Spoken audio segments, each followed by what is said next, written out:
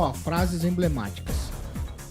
Né? Primeiro, o ministro do Supremo indo lá e falando esse tipo de situação, os deputados, os senadores, está todo mundo na cola do ministro Barroso, porque ele já tinha dito, perdeu o mané, essas coisas todas que você já sabe, né? E aí o Lula, na escalada de frases infelizes, pelo menos na minha opinião, manda essa agora, porque todo aquele discurso de que era hora de pacificar o Brasil não me parece o caso aqui.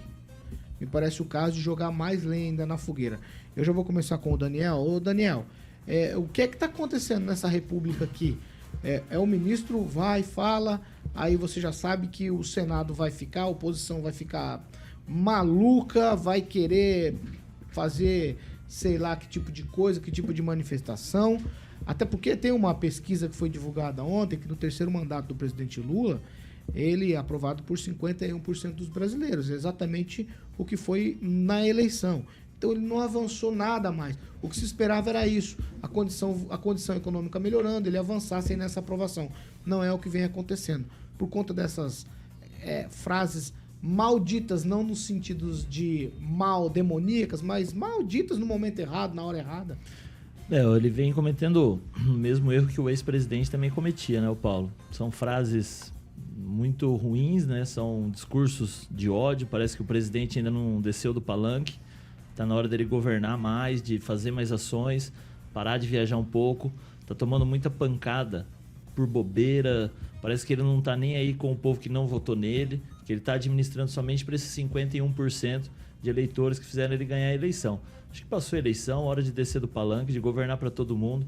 Esse discurso de ódio, essas coisas não levam a nada.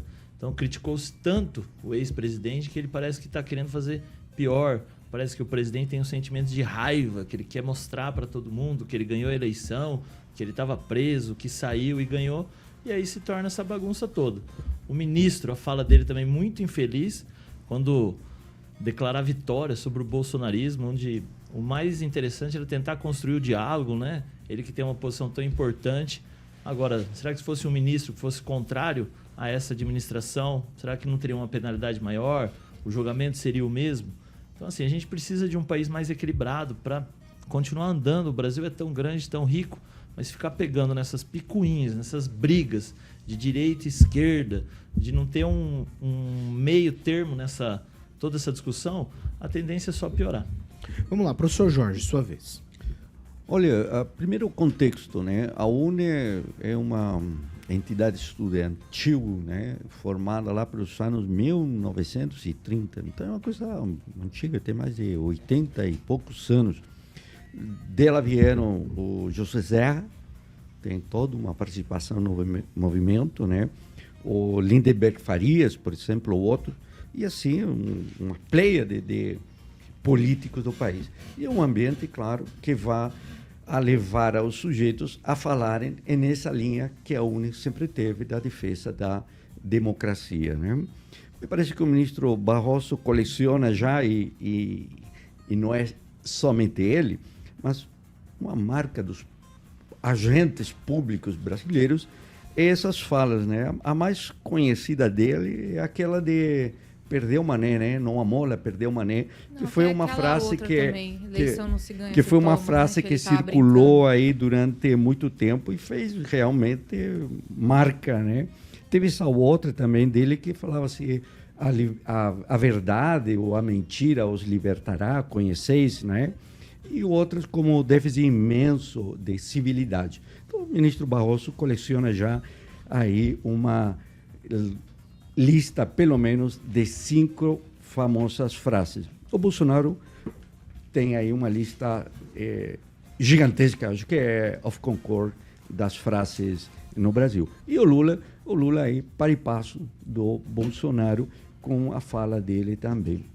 O que me preocupa é que o Barroso confundiu o bolsonarismo com o extremismo.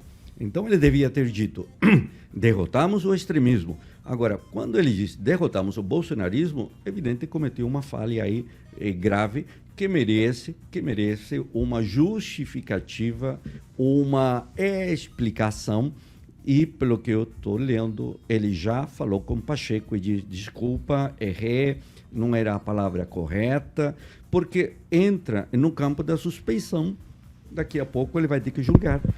Né? E, inclusive, o Barroso deve assumir o CNJ, que vai voltar a fazer o debate do controle da manifestação político-partidária do juiz, que ficou muito famoso ali nesse período tão curto, com vários juízes, tanto aqueles que apoiavam o Bolsonaro, quanto aqueles que se aproximavam do Lula, aquele famoso senha de acesso aí de um dos juízes ou desembargadores com o número 13 do... Então, me parece que há que buscar essa pacificação. No entanto, não há que perder de vista a história desses 4 anos, que podemos resgatar aí o dia 8 de janeiro como momento alto desse extremismo. Então, talvez o Barroso referia-se ao extremismo do dia 8 de janeiro, que, claro, foi derrotado.